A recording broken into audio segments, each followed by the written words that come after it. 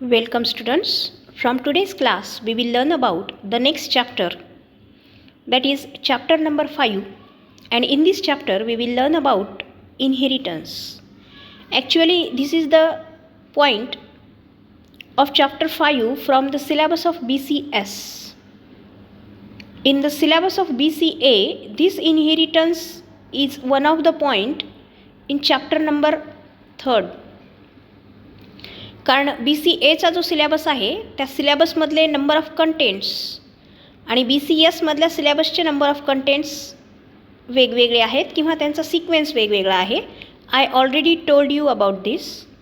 So here is the point inheritance. First of all we will learn what is mean by inheritance. तर it is one of the most important feature of object oriented programming. When I learnt you or when I teach you about the basic concepts of object oriented programming, in that lecture I already told you about inheritance. We already discussed about this, but there is not a deep discussion related with this inheritance. So this is the chapter in which we learned in detail about what is inheritance, which are the different types of inheritance we can use in C++ language, and how that inheritance concept can be implemented in the programming. So here is the inheritance concept. So it is one of the most important feature of object oriented programming. Here two basic terms are used. First one is the subclass and another is the superclass. Now what is subclass?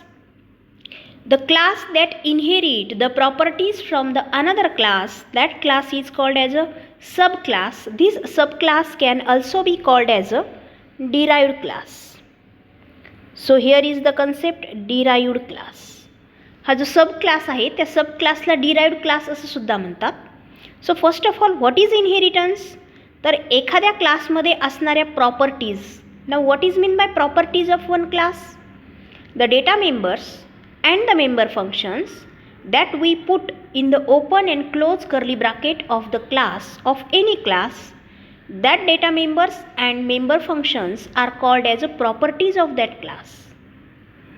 आणि मग अशा एखाद्या क्लासमध्ये declare केलेले data member किंवा member function आपल्याला दुसऱ्या क्लासमध्ये हवे असतील तर there is no need to redefine it in the new class. We can already take it as it is from the old class. आणि मग ज्या ओल्ड क्लासमधून आपण ह्या प्रॉपर्टीज घेतो किंवा ओल्ड क्लासमधून तयार असणाऱ्या प्रॉपर्टीज नवीन क्लासच्या डेव्हलपमेंटसाठी यूज करणं, that concept is called as a inheritance. जसं एका जनरेशनमधून दुसऱ्या जनरेशन्समध्ये जीन्सचे प्रॉपर्टीज ट्रान्सफर होतात, पास होतात. सो दॅट इज इनहेरिटी आपण ज्याला म्हणतो, हेरिडिटी ज्याला म्हणतो आपण, तोच कन्सेप्ट, तोच बेसिक कन्सेप्ट इथे घेतलेला आहे. That basic concept is non here as a inheritance. आणि मग या इनहेरिटन्समध्ये एक क्लास दुसऱ्या क्लासच्या प्रॉपर्टी इनहेरिट करून तयार केला जातो. तर तो जो क्लास तयार केलेला असतो that class is called as a derived class. Now what is mean by super class? The class whose properties are inherited by the subclass, that class is called as a base class or superclass. ज्या क्लासच्या properties घेऊन तो नवीन class तयार झालेला आहे त्या जुन्या क्लासला, त्या ओल्ड क्लासला म्हणूयात आपण, that class is called as a base class और it is also called as a super class. So this is the concept of inheritance. What the inheritance means. आता नेक्स्ट पॉईंटमध्ये आपण पाहूयात. तर हा जो इनहेरिटन्स आहे या इनहेरिटन्समध्ये आपल्याला ऑलरेडी माहिती आहे की जेव्हा आपण एखादा क्लास डिक्लेअर करतो त्यावेळी त्या क्लासमध्ये आपण पब्लिक, प्रायव्हेट आणि प्रोटेक्टेड असे 3 मोड्स ठेवत असतो. तर हे जे 3 मोड आहेत हे 3 mode how we can use it. Now this is the diagrammatic representation. Now see carefully in this diagram. जर आपल्याला बेस क्लासचे पब्लिक मेंबर ॲक्सेस करायचे असतील आणि आपण एखाद्या क्लासचे मेंबर्स ॲक्सेस करताना पब्लिक असं लिहून जर ॲक्सेस केलं किंवा प्रोटेक्टेड लिहून ॲक्सेस केलं किंवा प्रायव्हेट लिहून ॲक्सेस केलं तर त्याचा काय फरक पडतो. सगळ्यात आधी आपण हा कन्सेप्ट समजून घेऊयात की एखाद्या क्लासला इनहेरिट करायचं असेल तर we can inherit that class publicly, protectedly और प्रायव्हेटली. म्हणजे we can inherit any class in 3 ways: public, protected and private. मग जर बेस क्लासमधले मेंबर्स जे की पब्लिक आहेत ते काय होतात. जर आपण तो क्लास पब्लिकली इनहेरिट केला असेल, जर आपण त्या क्लासला पब्लिकली इनहेरिट केला असेल तर त्या क्लासचे पब्लिक मेंबर्स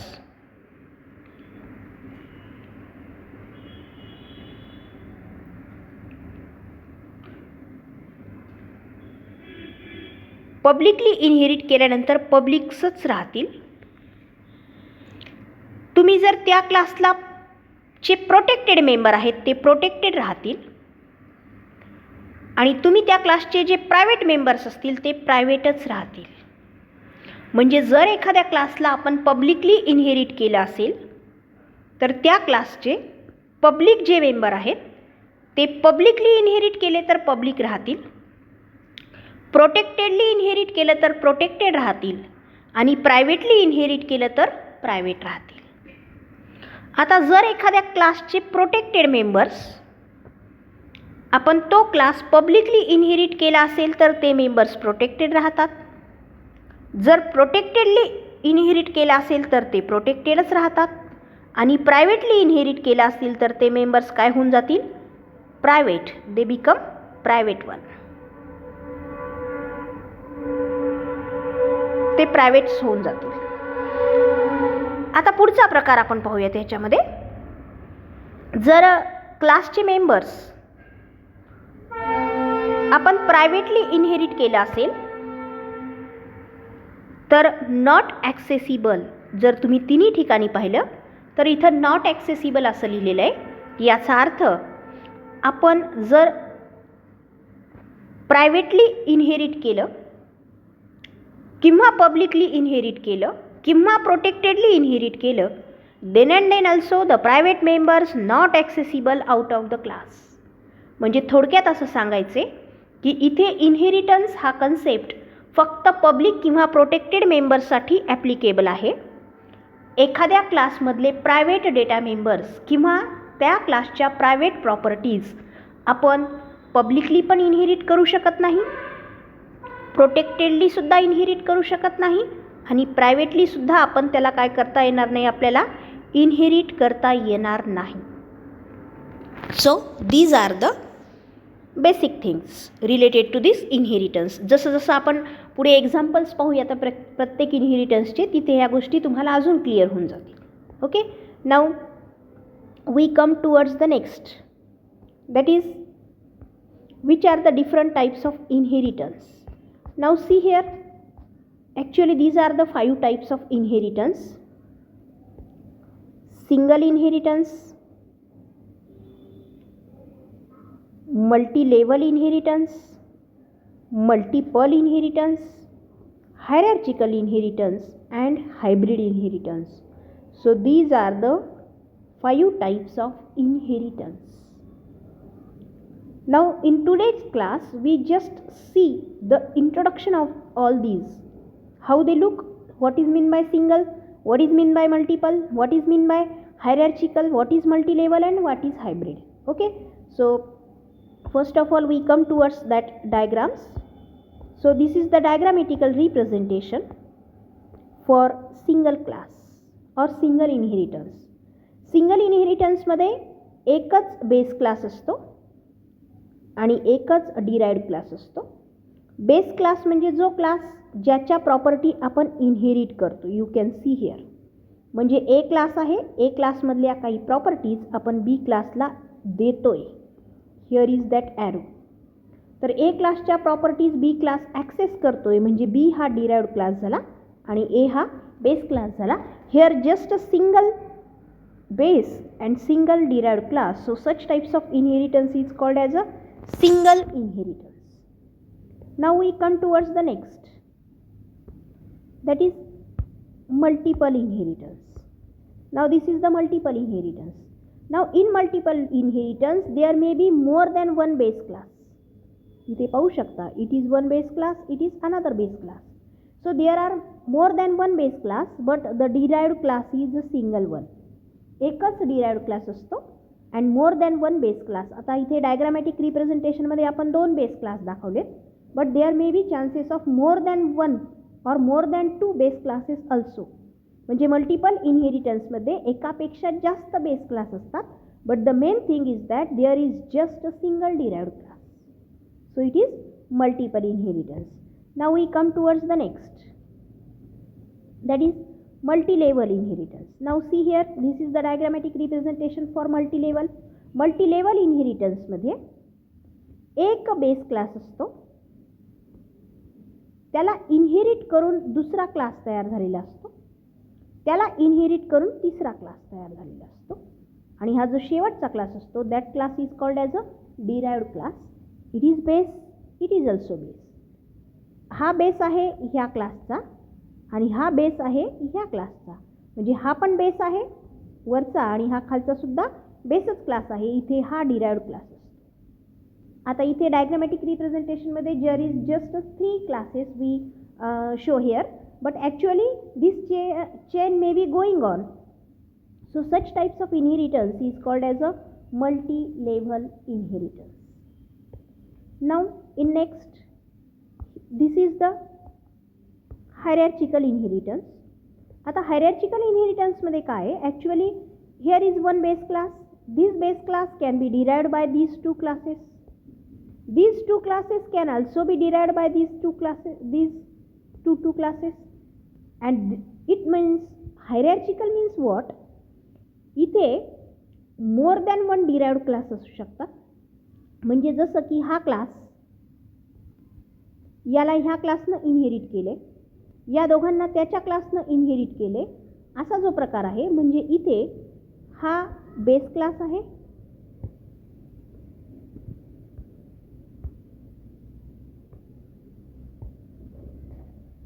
हा बेस क्लास आहे, हे डिराइव्ड क्लास आहेत आणि या डिराइव्ड क्लासला अजून इनहेरिट करून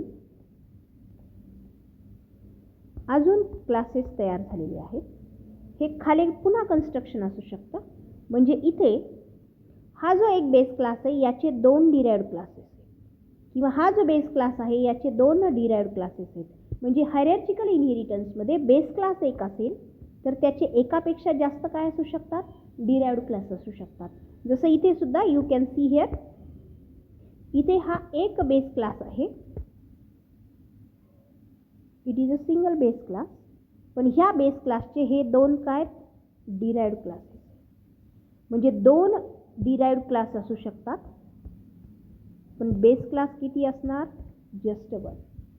किंवा इथे सुद्धा आता हा बेस क्लास आहे तर हे काय 2 डिराइव्ड क्लास आहे. म्हणजे फक्त एवढ्याच एरिया पुरतं पाहिलं तर it is a base class, but these 2 are the derived classes. It is the base class, it is the base class and these two are the derived classes for it. म्हणजे ह्या base क्लासचे हे 2 derived classes आहेत. इथे हा एकटाच base class आहे आणि इथे हा एकटाच बेस आहे, याचे हे 2 काय डिराइव्ड क्लास आहेत. आणि जर या वरच्या राऊंडचा जर विचार करायचा प्रयत्न केला तर या वरच्या राऊंडमध्ये हा एकटाच बेस आहे आणि याचे हे 2 काय डिराइव्ड क्लास आहेत. It means that in hierarchical inheritance there is a single base and more than one derived class are present. So this is the hierarchical inheritance. Now we come towards the next point, that is hybrid inheritance, next type of inheritance.